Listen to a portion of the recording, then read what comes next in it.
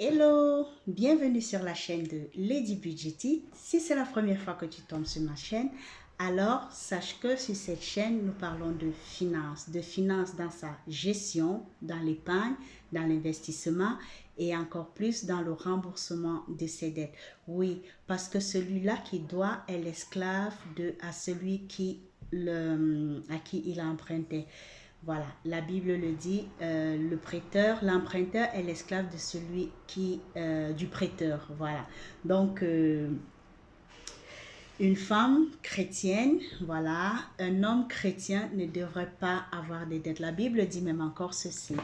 C'est plutôt à nous que les autres devons devoir. C'est plutôt nous qui devons prêter, voilà, de l'argent aux autres, mais pas le contraire. Donc, maladie, si tu es dans le cas où tu dois de l'argent à quelqu'un, n'hésite pas et fais vite, très très vite, rembourse cette dette afin de sortir de l'esclavage dans lequel tu te trouves. Voilà.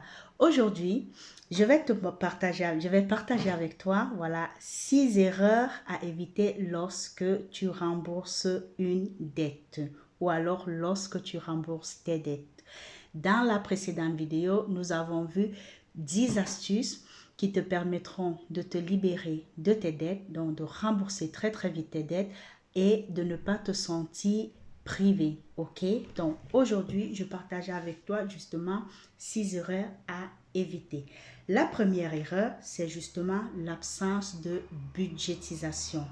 Je te parlerai toujours et toujours et toujours pour avoir le succès dans ses finances ou encore avoir une liberté financière par de la budgétisation. Budgétiser, c'est tout simplement de prendre tes revenus, établir une liste de tes dépenses fixes et établir une liste de tes dépenses variables, allouer à chaque dépense une somme justement qui va te permettre de tenir tout le mois, d'accord? Dans la budgétisation aussi, on parle d'épargne. Donc, lorsque tu reçois ton salaire, c'est un petit tips que je te donne. Lorsque tu reçois ton salaire, la première des choses, si tu ne crois pas, bien évidemment, à la dîme, parce que moi, je crois à la dîme et je donne ma dîme chaque mois. Ce que je fais, lorsque moi je reçois mon salaire, la première des choses, c'est que je retire d'abord ma dîme. La deuxième des choses maintenant, qui sera la première pour celui-là qui ne croit pas à la dîme, c'est de se payer soi en premier. Qu'est-ce que cela veut dire? Ça veut tout simplement dire que lorsque tu reçois ton salaire, tu dois déterminer une somme, un taux que tu dois retirer pour te payer toi. Et ça ne veut pas dire qu'avec cet argent-là, tu devras aller faire du shopping, aller faire du n'importe quoi. En fait, c'est une épargne. C'est que tu le retires et tu le mets quelque part, tu l'épargnes pour pouvoir, comment le dire, pour pouvoir réaliser un projet qui te tient à cœur, d'accord? Et pourquoi pas aussi investir, ok? Donc, la première erreur que tu fais, lorsque tu ne dois pas faire, donc, la première erreur à éviter, c'est de budgétiser. Prends le temps d'établir un budget mensuel détaillé, un budget mensuel clair et surtout, sois réaliste. Tu ne peux pas avoir un budget qui va au-delà de ce que tu reçois, de tes revenus. Impossible, d'accord? Et justement, c'était le cas de je vais te parler de cette lady, de Lady Clémence. La première fois que je lui ai dit, je veux que tu m'établisses un budget mensuel, ton budget mensuel. Qu'est-ce qu'elle a fait? Elle m'a sorti justement un budget, mais à la fin, qu'est-ce qui se passe? C'est qu'on se rend compte que le budget qu'elle a établi allait au-delà de 20 000 francs CFA de ce qu'elle recevait, de ce qu'elle avait reçu comme revenu mensuel. D'accord? Donc, je répète, l'erreur à éviter, l'erreur numéro 1 à éviter lorsque tu rembourses tes dettes, c'est d'éviter l'absence de budget. L'erreur numéro 2, c'est vivre au-dessus de tes moyens. Ce que je disais tantôt. C'est-à-dire quoi? Tu ne peux pas avoir un revenu de 1 500 € et te voir en train de vivre à plus de 1500 euros. C'est impossible. C'est impossible, mais par contre, beaucoup de personnes sont dans ce cas-là. Non. Vivre au-dessus de tes moyens ne peut que t'apporter dette, stress, insomnie et tout ce qui suit. Donc, sois réaliste, vis en fonction de tes moyens. Évite les dépenses excessives et concentre-toi sur l'épargne, l'investissement plutôt que sur les achats impulsifs. On est bien d'accord pour ce deuxième point. La troisième erreur à éviter, c'est ne pas avoir un fonds d'urgence. Combien de fois j'ai parlé du fonds d'urgence sur cette chaîne? Va, si c'est la première fois que tu me découvres, mes autres vidéos sont là. J'avais même fait toute une série, je crois, de 4 vidéos sur les fonds d'urgence. Donc, tu vas, tu regardes ce que c'est et dès maintenant, commence à établir un fonds d'urgence parce qu'il est très important, ok, d'avoir un fonds d'urgence. Il peut arriver qu'il y ait des moments durs dans la vie et c'est avec ça qui va te permettre de tenir jusqu'à ce que ta situation s'améliore. La quatrième erreur à éviter, c'est l'accumulation des dettes de cartes de crédit. Arrête ça. Arrête d'aller de banque en banque prendre des cartes de crédit et de vivre sur des crédits, comment on appelle ça, les crédits à la conso. Arrête ça. Tu ne peux pas vivre comme ça. Si tu veux rembourser tes dettes, ça c'est une erreur à éviter. Déchire, coupe, jette toutes ces cartes-là et concentre-toi à rembourser tes dettes. Et même lorsque tu sortiras de ces dettes, évite d'avoir les cartes de crédit. Évite. Moi, j'ai toujours aimé mes banques. Pourquoi? Donc, on va peut-être trouver que non, c'est stupide. Non. Mais moi, je pense que j'ai fait une bonne affaire. Moi, je n'ai pas de carte de crédit. Je n'ai pas de carte de crédit. Moi, j'ai plutôt des cartes, comment on les appelle, rechargeables là. Donc, s'il n'y a pas l'argent dans ma carte, je ne peux pas dépenser. Alors qu'avec la carte de crédit, tu vas consommer, même si tu n'as pas l'argent dedans. Et après, lorsque tu recevras ton salaire, on va couper. Tu ne peux pas vivre comme ça.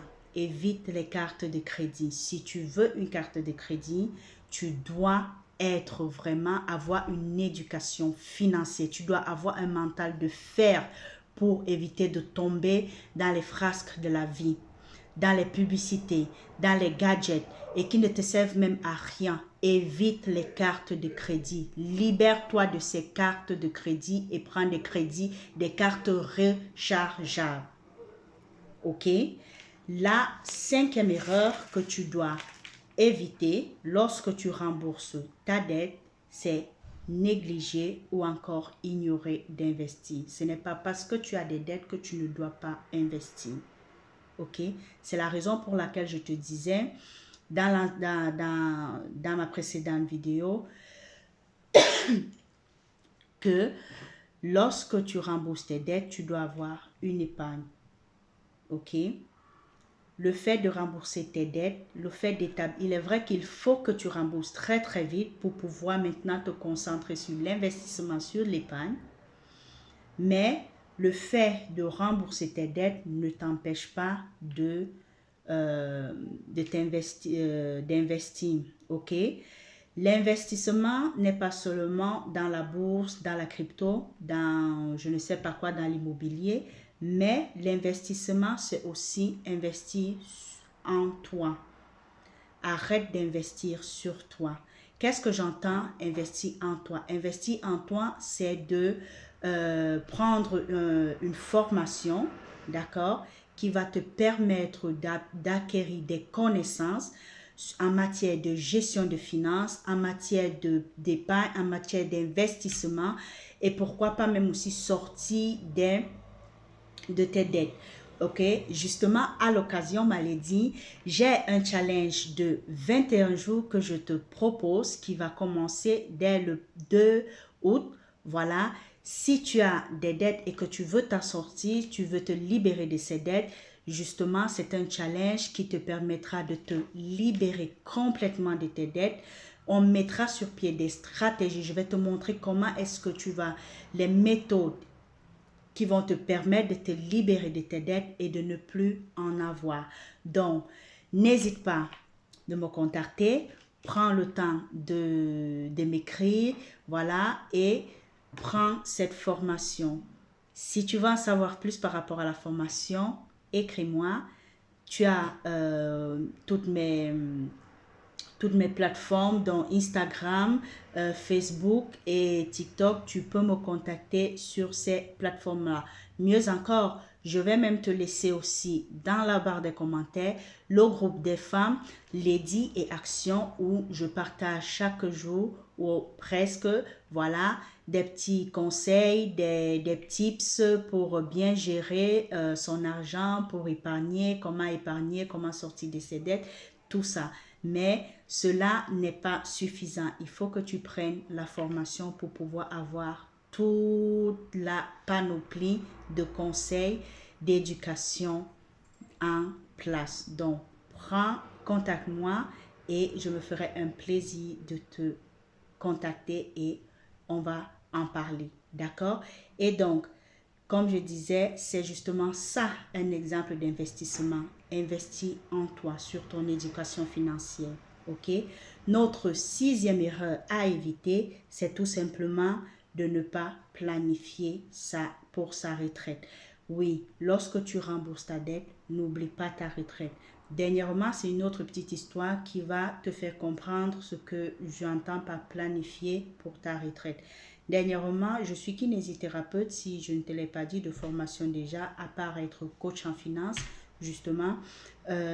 Donc, j'étais avec une patiente, on a fini de travailler et je la raccompagne dans sa chambre. Je lui dis au revoir en me retournant, en sortant, il y a sa cochambrière qui lui dit, on va l'appeler Estelle. Mais Estelle, pourquoi tu pleures? Donc, quand j'entends ça, je me retourne et je vois la mamie en sanglots. Elle pleurait à chaudes larmes. Je me suis donc rapprochée d'elle et je lui ai demandé, Estelle, qu'est-ce qu'il y a? Est-ce que les exercices qu'on a fait aujourd'hui, c'était trop dur? Tu as mal quelque part? Ça ne va pas? Elle me dit, non, ce ne sont pas les exercices, je n'ai mal nulle part. Tout ce qu'on a fait, franchement, ça m'a beaucoup aidé et tout ça. Et donc, je lui dis, ben, c'est alors quoi le problème?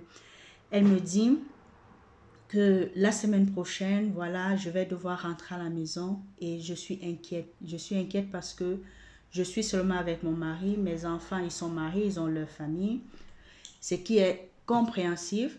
Et mon mari, il est handicapé des mains. Donc, il ne pourra pas, même s'il veut m'aider, il ne pourra pas parce qu'il est handicapé des mains. Et comme la mamie, en fait, elle a un affaissement de sa colonne vertébrale, elle a donc un buste, en fait. On lui avait prescrit un buste. Elle me disait que déjà, je ne sais même pas comment on retire ce truc. Je ne sais pas comment on le remet. Et je lui dis, mais ce n'est pas un problème. Si tu veux, pas que si tu veux, mais je vais en parler avec mon collègue de l'après-midi. Je vais lui dire qu'au lieu de faire des exercices avec toi en après-midi, qu'il te montre plutôt comment l'enlever et comment le mettre. Comme ça, tu n'auras plus de problème. Après, je lui demande, mais pourquoi vous ne prenez pas pendant un mois, même un mois, voire 2 mois, une aide à la maison? Elle me dit, tu sais quoi, on n'a pas d'argent. J'ai dit, ok, mais justement, il y a donc l'aide de la commune, il y a l'aide de la région. Est-ce que vous avez en parlé avec le district, votre district d'appartenance? Elle me dit, oui, on en a en parlé, mais ils nous ont dit que notre situation ne nous permettait pas d'avoir une aide. Ok? Et donc là, quand elle me dit ça, je reste coincée. Je me dis, mais comment alors elle va faire? Comment ils vont faire? En fait, pourquoi je te raconte cette histoire? Je lui dis, voilà, mais même vos enfants peuvent payer la dame qui viendra peut-être 3 heures par jour à la maison pour vous donner, surtout le matin, pour te nettoyer, pour t'apprêter et tout, et le soir aussi, pour t'aider à te remettre au lit. Elle me dit, mais mes enfants, ils ont leur famille, et même ils n'ont pas assez. Et mon mari et moi, on n'en a pas assez. Et c'est dans là que je dis, je me pose la question, mais s'ils avaient épargné, s'ils avaient préparé leur retraite, est-ce qu'elles seraient dans cette situation aujourd'hui? Mets-toi aujourd'hui à la place de cette mamie, de Estelle. Qu'est-ce que tu attends pour préparer ta retraite? Ta retraite, est-ce que tu sais qu'avec ta retraite, tu pourras même laisser quelque chose aussi à tes enfants, à tes petits-enfants? Prépare ta retraite dès aujourd'hui. Donc, planifie, mets sur pied un plan d'investissement, d'épargne, appelle-le comme tu veux pour ta retraite. Mais dès aujourd'hui, commence à préparer ta retraite. Ce n'est pas parce que tu es en train de devoir, ce n'est pas parce que tu es en train de rembourser des dettes que tu vas négliger ta retraite. OK? Voilà, j'espère que cette capsule, cette vidéo t'a beaucoup appris.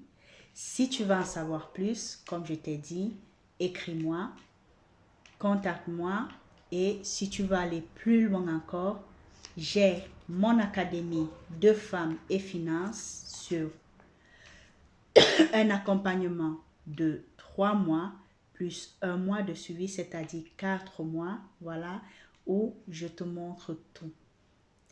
Cet accompagnement a 4 modules. Et si tu veux en savoir plus, je vais m'arrêter là. Voilà, tu me contactes. Instagram, Facebook, sur le groupe des femmes et action, femmes en action. Voilà, n'hésite pas de me contacter et aussi sur TikTok. Voilà. Et aussi, n'hésite pas d'aller me suivre, d'aller me donner la force sur toute cette plateforme-là. On va se dire à très bientôt pour d'autres conseils, pour d'autres astuces, pour d'autres erreurs à éviter dans la gestion de nos budgets et surtout de motivation. Oui, je partagerai aussi avec toi des paroles motivantes sur cette chaîne. Sois juste connecté, active la cloche de notification, comme ça tu ne rateras plus mes prochaines vidéos. Voilà, c'est ce que j'avais à partager avec toi. J'espère que cette vidéo t'a plu. Laisse-moi un commentaire si tu as des questions. Laisse-moi un pouce bleu et partage aussi pour voilà, donner de l'aide à d'autres femmes. N'hésite pas, n'oublie pas, prends soin de ton cap, car c'est un argent que tu as travaillé, tu as sué pour l'avoir. Et ça serait vraiment dommage que tu puisses le dilapider, le gaspiller, parce que tu as entendu qu'on ne vit qu'une seule fois. Oui, on ne vit qu'une seule fois, mais il faut aussi savoir que vivre une seule fois, c'est bien vivre et faire vivre aussi sa progéniture. À la prochaine. Bye. Sois béni.